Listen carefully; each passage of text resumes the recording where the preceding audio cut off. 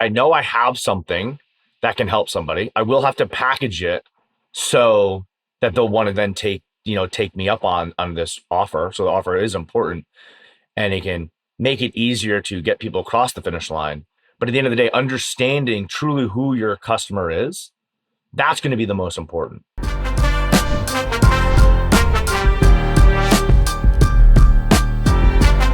I'd be curious to jam on some ads today because I think I did a podcast with my buddy George yesterday. He's got just an absolutely killer, beautiful studio, and he's a phenomenal marketer, George Bryant.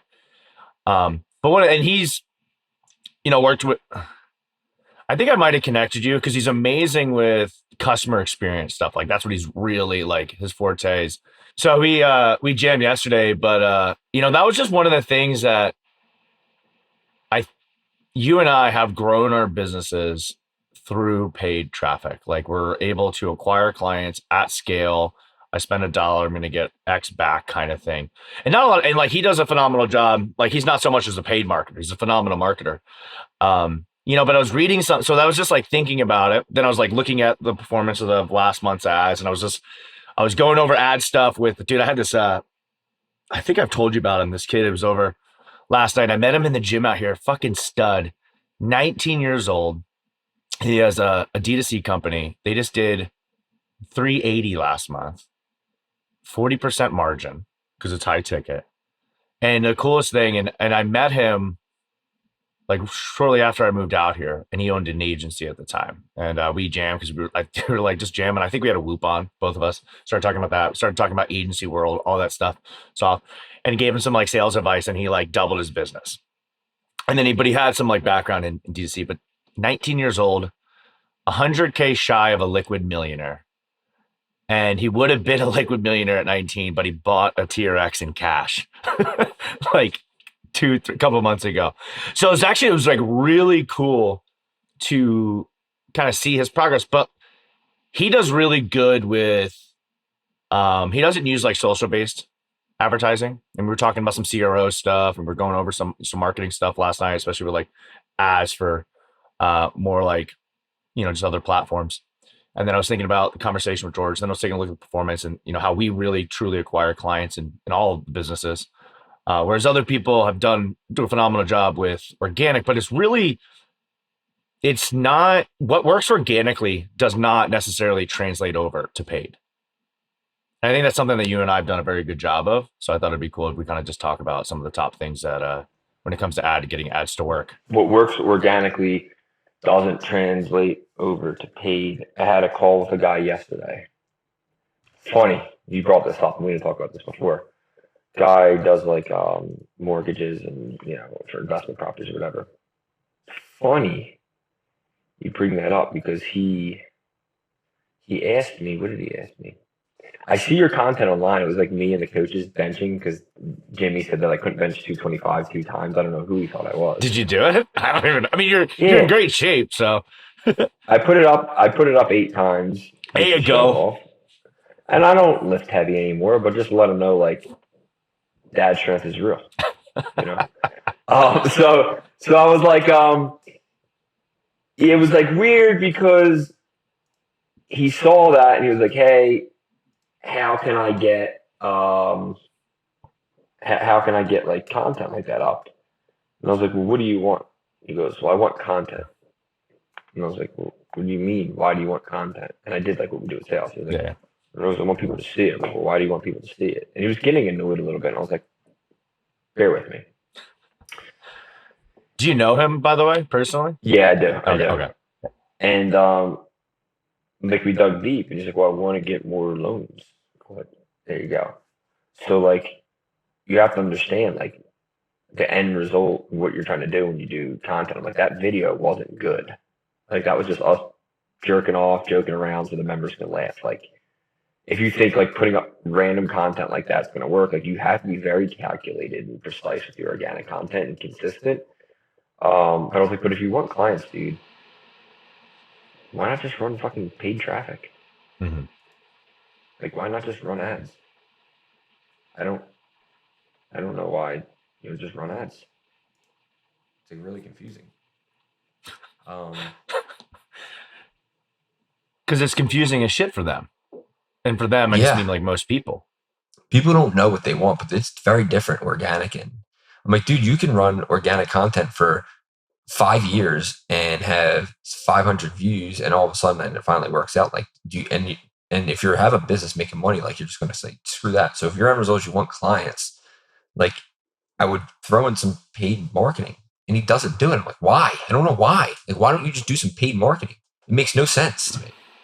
Yeah, I mean, I think that is interesting because one, it's a really valid point. Like, if you can put up quality content over time and it's authentic, it's interesting, it's engaging, maybe in time it'll work, organically. But at least like it adds like the content you guys put up for Hapro like does work because you have the page strategy, you have the good experience. It's almost a retention piece to a degree.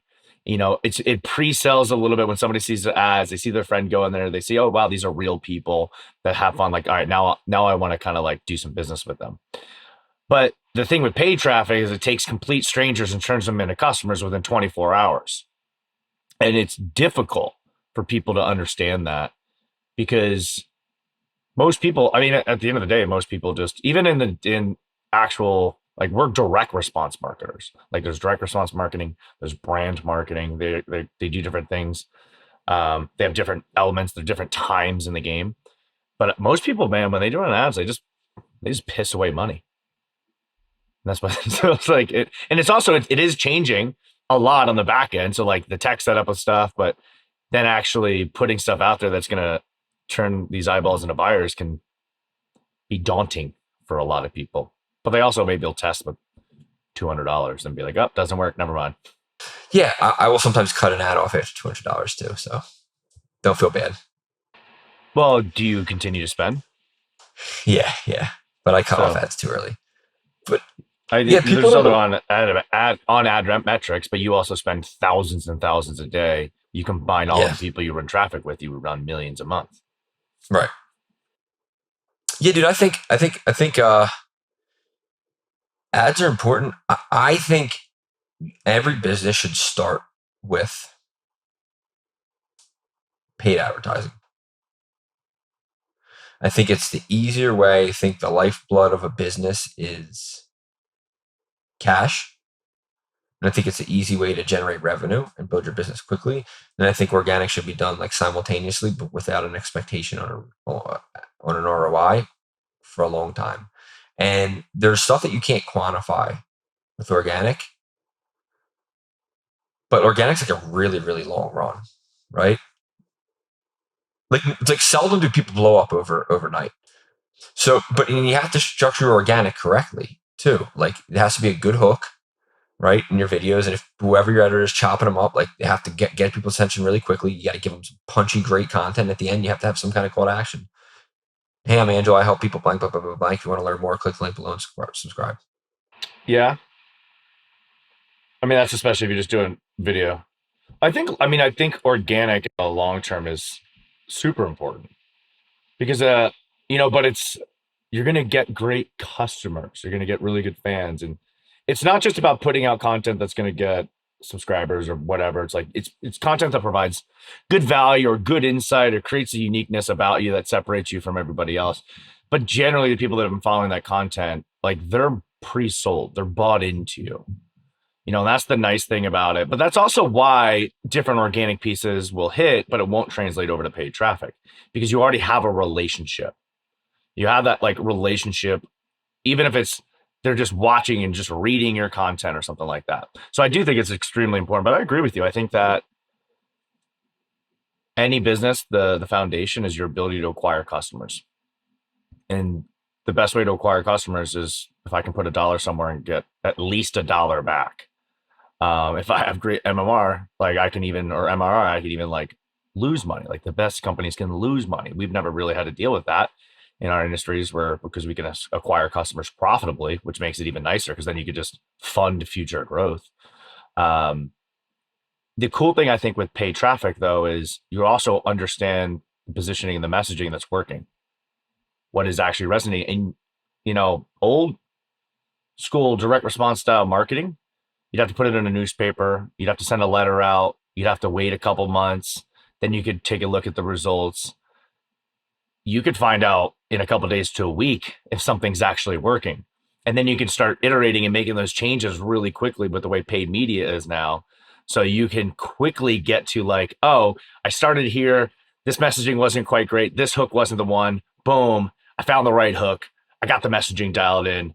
Now we're doing it. Now we're just going to be improving, how we're putting it out there and stuff like that. And I think that's one of the great things about paid traffic is it allows you to test and find out what works best in your market. And also if the idea works, like that's the other thing. And I've never, I've had stuff that hasn't worked, for sure, as far as businesses, but like, you can quickly find out instead of wasting years and years of time. Like I've been posting organically for 2-3 years and like I haven't gotten a customer. It's like, maybe they just don't want what you have to sell. Well, so dude, that's a good point too. Cause I talked to my buddy yesterday and I was like, dude, like some people like very seldom, and they're going to be really qualified buyers want to sit there. He wanted to record a Zoom of him talking to somebody. Like people don't care. Like people don't care about financial literacy. Like that's just not like very seldom are you going to find people online that are going to like flock to financial literacy. They want to know how to buy a home without putting any money down and making 10% year after year and creating financial wealth without having to beg a bank for a loan. That's what people want to hear.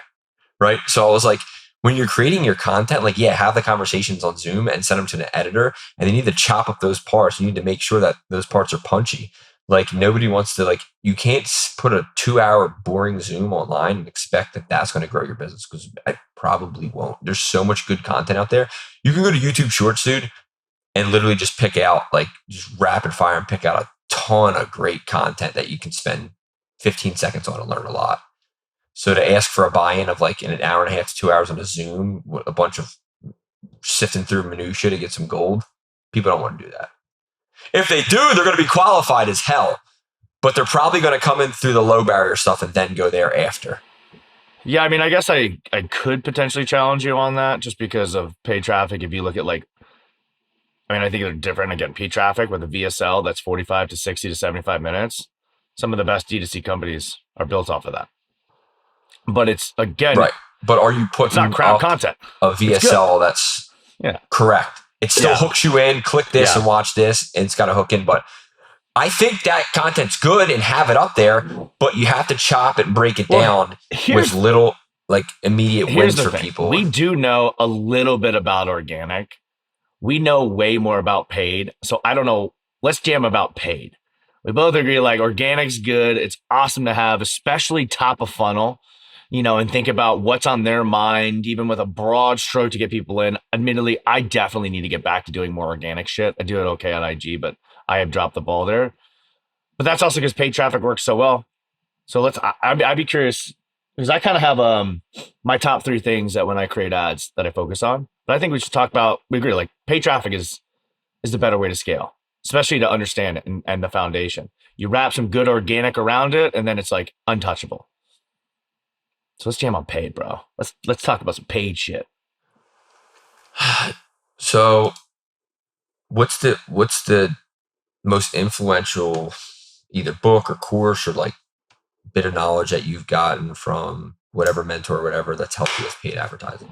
I guess the best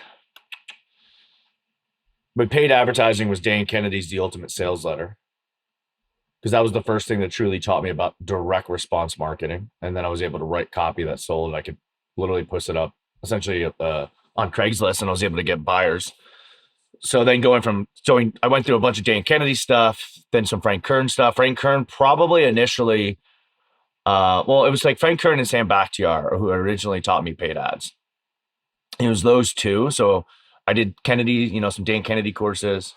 I did some Frank Kern courses, but then also just like learning directly from Sam. Out of all those courses that was the most influential, I'm going to challenge you. Just whittle it down to one thing that was the most influential, most responsible for your success. And I know it's very hard to do that. I can't answer that question. That's not, because it's over all the years, it's all like kind of put together. But I would say like the number one thing that all 3 of those talk about is like when you're able to put an offer out there that speaks to your ideal client and gets them to go from no idea that I need this solution to this is the perfect solution. Like that's what like the overarching theme of that I probably got for those three. I couldn't say like specifically what in the course is. I mean, like So I think I went so through it would Dan be it Kenny's would stuff it would originally in be 2012. it would be creating an offer, and let's elaborate on that. And I guess you elaborate on that, but it's creating an offer that'll take them from I don't know who you are to like I need this in my life right now, right? And like so that out of all of them, that's probably the most influential thing that you've gotten that's catapulted your success. Explain how that works, or give me some examples of that. Well, I would say that your offer is one of the most foundational components, and like again, that's where, especially depending if you're selling a service or you're putting a different spin on the product, especially if it's not brand new into the marketplace, because the awareness of the individuals is going to dictate what you're putting out there. So your offers, I mean, a good offer just makes life easier. But I wouldn't necessarily say that's the be all end all for paid traffic. I think it is the final piece. I think too many people, especially right now, are reliant on an offer to actually grow their businesses. And they're using the offer to do the sales for them. And they're trying to make it. So I think actually the most important thing when you're actually creating any sort of campaign is truly understanding who your customer is. And if I think about Google or any sort of search based even like Amazon to a degree, like PPC kind of thing, like the people that are searching there, like they're essentially to a degree closer to the buying spectrum. They already know I got a problem. They already know what the solution is. Boom, they're going. They're kind of searching for a solution. Whereas like direct response, no, it's like, hey, I know I have something that can help somebody. I will have to package it so that they'll want to then take me up on this offer. So the offer is important and it can make it easier to get people across the finish line. But at the end of the day, understanding truly who your customer is, that's going to be the most important, because then I can position my offer correctly. I can have the right messaging that wraps around in my offer as I'm getting that person from going, oh shit, what is this in my feed? Which like, so I have to get their attention somehow. And it's usually that hook. It's usually, and a lot of times now in like what Facebook, Instagram, is that initial creative piece. Like it's the video or the image that they're seeing that's catching their attention. And then it's like the first 2 to 3 lines. Like that was one of the things that I did some stuff with, like there's Great Leads, which is a great book, but then also doing just when I was trying to refresh, just refreshing on myself on paid traffic, went through Smart Marketer stuff and like Molly and Pep and all those, like really good. And they highlighted the importance of when you have your body copy, that's great. But then just the first 1 to 2 lines can make such a difference between whether somebody's interested or not. Dude, I'll tell you, I'm going to make a confession right now. I oftentimes don't read past those 2 lines before I decide to click. I often read those first 2 lines that it shows. I never click more, and I look at the picture. So if there's text in the picture, that gets me, and I will click immediately. I'll never read the copy. And if I scroll down, I see long copy, even though I'm a copywriter, I don't want to read it. Yeah, but I think you got to be careful with making assumptions based on how you do things to how other people are. So especially for you, since you write copy and you've written and you do a great job at videos and all that stuff, like you're familiar with it, like you kind of like, oh, I got the intent, I see it, cool, boom, I know what's going to be in here, what it's trying to do. Very good somebody point. else, again, the person who's like, oh shit, like this hook just got me. Right. Oh, you got my attention. Huh, what is this? Like good copy can take that person through those stages for you, and then they boom go to the whatever the next step that you're selling them on is. So I would say that the most important thing when it comes to marketing is understanding, and this is something that kind of like develops over time, but it's like, who am I helping? Who am I selling to? What are their like layers and layers deep of problems and issues and stuff that's keeping them up at night? Like what's that deep stuff which like, if you were doing a sales meeting, like you're digging, you're pulling out of them. Like that's the kind of stuff that I think you really, really need to know. You need to know who your ideal client is, their wants, their desires, their problems, their fears. That kind of stuff is what's going to help you when you start creating initial campaigns. The offer can mask, I think, some stuff. It can help be the final push. But I do think in today's age where, and I think it also depends on where you're marketing, but let's say like a service-based industry that you're not the first person putting something out there, you're going to notice everybody else is just relying on the offer to move the needle. It's not going to be the best thing you can do. And if you go back in the day, it's like if you look at really early copy that were in newspapers and magazines, like the offer was that final piece that got him on the nudge, but you got him in through that emotional based copy. I agree. And it's a reminder for everybody in every aspect of everything. People don't think the exact way you do. You know, I you're right. Maybe I just like skip through stuff because I think it's like, oh, I get it. Cool message, cool creative, boom, click. Maybe that's how I am. But not, I think people do read that long copy. But I also don't disagree with you, by the way. There's tons of people that are like that too. Right. What about you? So what do you think is the most important when it comes to your ads? Yeah, I was just about to say that. I think that very similar to you, like the offer, right? Taking them from 0 to knowing, but now that you said it, I rely heavily on my offer. I let it do the heavy lifting, and I'm guilty. I'm one of those people that are guilty of that. I think that you told me to read the book, but it's like annoying saying it because everybody read it and whatever, but $100 million offers. I think that really was like eye-opening to me because I was like fairly new at the point, right? And that's where we developed the offer after reading that. And I think that one of the chapters, and I like it so much. Grab that copy here, the hardcover, John. And I think one of the things he was saying was like, it's got to be so one-sided and so like dumb that it'd be stupid that like you have to take all the risk. What's it, risk reversal? Like all the risk off of the client. I think that was like one of the things that like really stood out to me. It's like, oh, that makes sense, and that's what I should do. Well, the old saying, like Russell Brunson talked about it years ago, and a couple guys prior to that. But like when you're putting an offer together, the prospect on the other end should be whatever. Once you ever go to like charge it, like it should be 10 times more valuable. And I think that's where, and so like that's when you're putting together. Essentially, it's an irresistible offer. Somebody can't say no to. That's what you want to have. A lot of people's offers, it's just like buy my shit. It's like, well, why? You know, a lot of stuff that we're looking at, a lot of people are going through. It's like, yeah.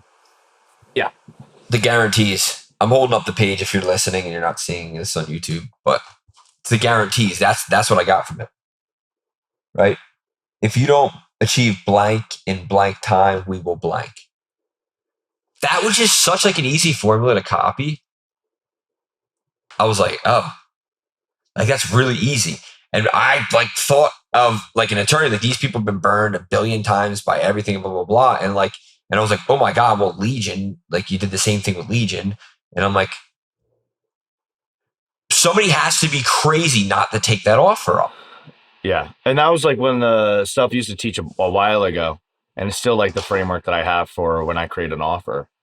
You know, it's result, time frame, and then risk reversal. It's just those three things. Yeah. It's all you need in a really good, and you don't have to have all three. If you have all three, it really helps. Sure. But you also have to be like, that's going to be part of the stuff that hooks people in. It's not the end all be all though. It's not, but it grabs people's attention and it makes them feel okay moving forward, taking the next step. Yeah. Yeah. So like even in, you know, cause that used to be like 2014 when we started putting the offer in, it was 100% that. Through time, you do have to be careful, especially if you're using paid traffic. Like you can't, certain offers you can't put out there anymore because they're just like, no. So even like if we used to say lose 20 pounds in 6 weeks free, like you can't run that in ads. Well, Google kind of lets you do it. Well, yeah, Google maybe, but I'm talking like Facebook and Instagram because like Google's not going to grow a gym at speed.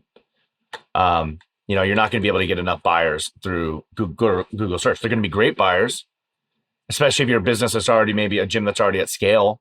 You'll be able to replace it. I think Google's a great platform for certain other industries.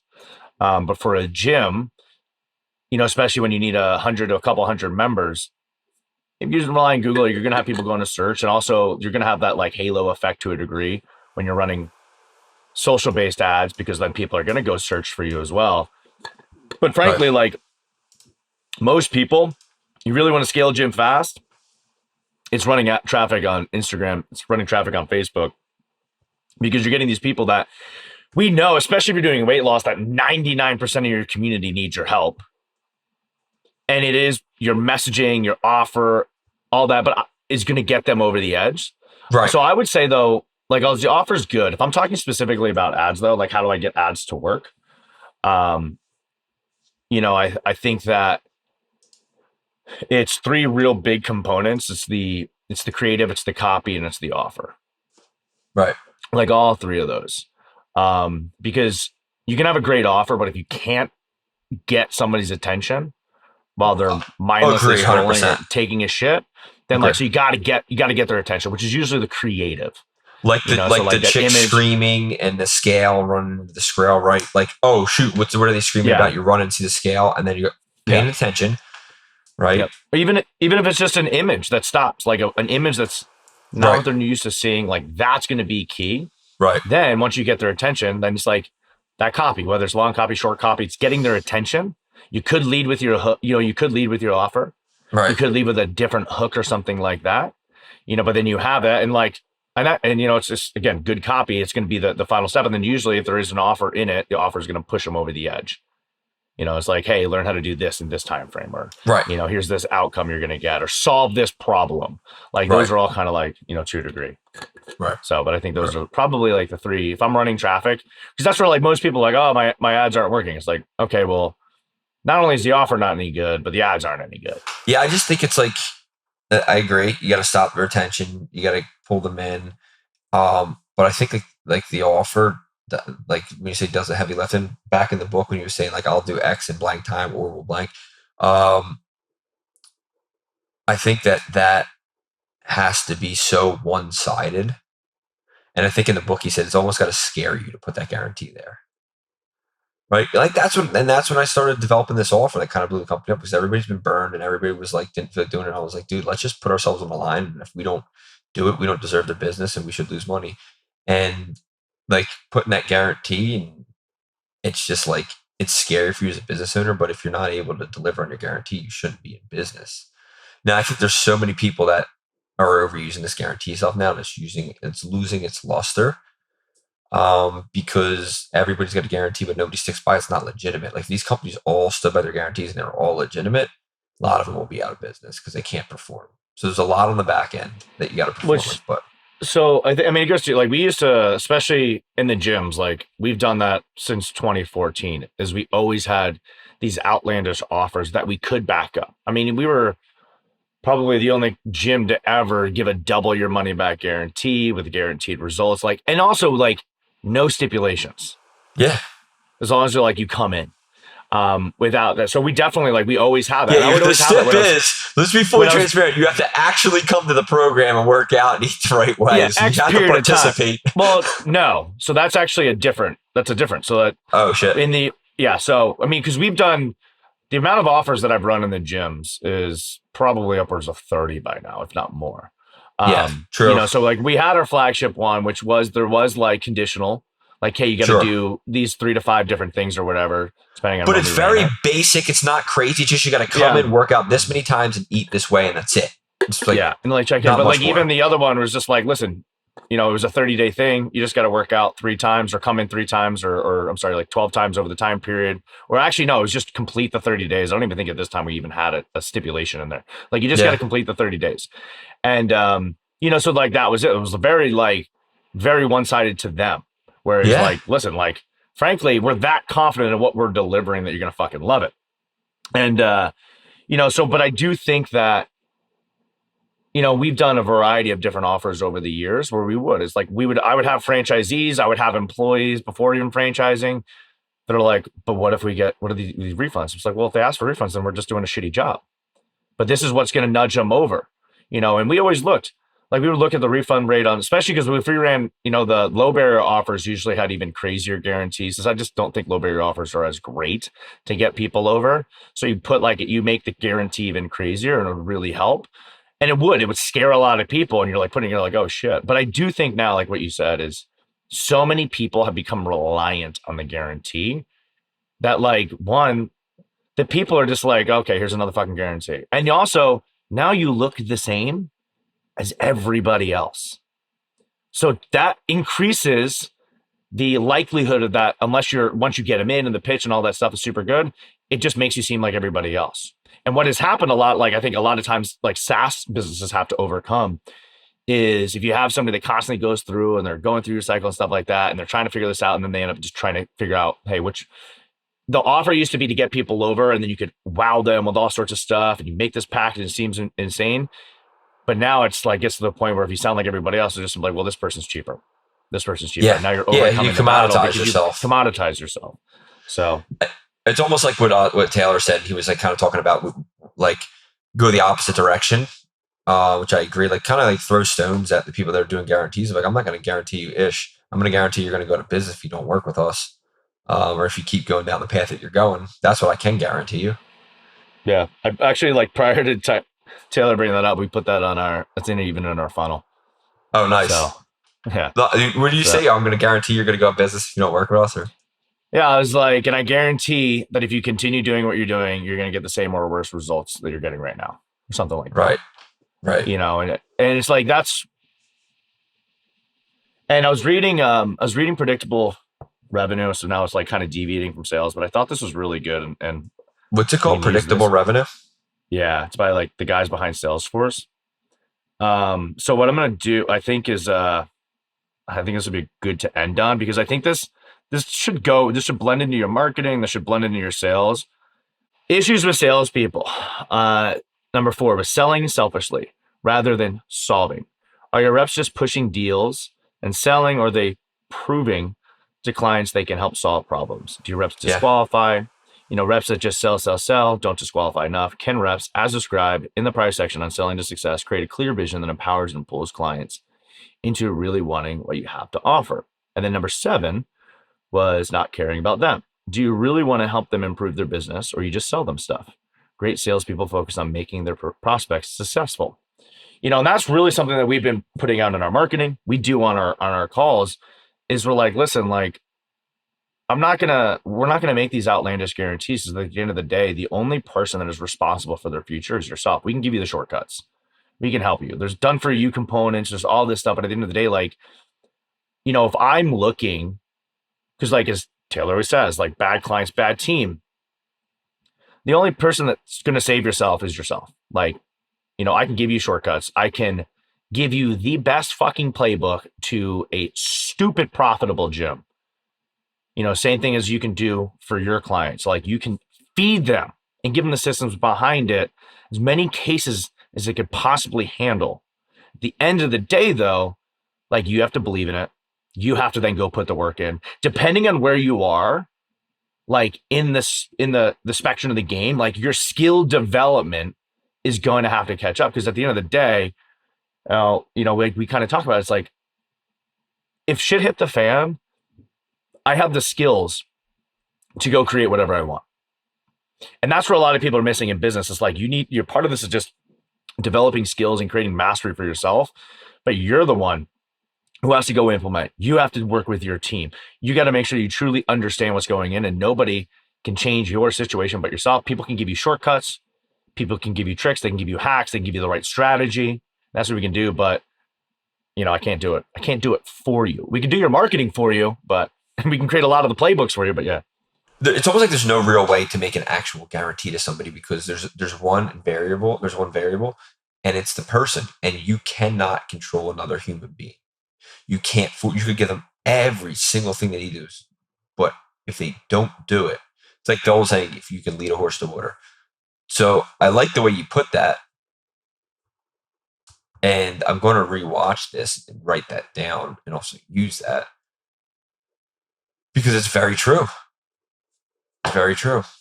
I had a conversation with our Hatboro guys who were very, very upset because a client, they needed to lose a lot of weight, had great results, and just stopped for some BS reason. And they self-sabotage themselves. And And one of our coaches was like, it's really tearing him up because he really wants to help the person. It's like physically impacting him, and he's like losing sleep over it. And I had to have the conversation with him about like, if you've done everything you did. There's a variable there. It's them, dude. Mhm. Like, So I think I want to end on one note because I do got to run. Yeah. And I think that's like, thinking back to the podcast I had yesterday with George Bryant and, stuff on customer experience. And I think that's ultimately like we want to get our clients in, but if we can truly help clients, and this is in the gym space, if you're an agency consultant, our goal is to help our clients understand and take responsibility for their own outcomes. yeah, like that. And that's what we're trying. Like, that's the right customer journey is like, we're going to help them. We're going to get them in. We're going to give them the things that they want, but also give them the things that they need so that ultimately they're developing the skills to never be in a shit situation again. And they have to want it. So like, you can help this individual, but I'm sure he or she understands that, like, listen, like, I stopped. Like, that's what we want to get people to do. Or if they've been at the gym, like just with some of the stuff that I try and like, hey, like somebody might be with you for a couple of years, but maybe they're not like shredded. Maybe they lost the initial 20 pounds or 10 pounds and they're there. But like, one, maybe that's their goal. And just working out is keeping them to the point where they want to be. But they also maybe own that. They're like, hey, you know what? I'm working out. I don't eat perfect, but I enjoy what I'm doing. And that's their responsibility and their journey. And that's where we want to take our people to. For you, like, your ambitions and your goals are not the same as 99.9% of the people. So we couldn't put your ambitions, your goals on other people if that's not the life that they want to live. I agree wholeheartedly. You dropped some dimes today, dog.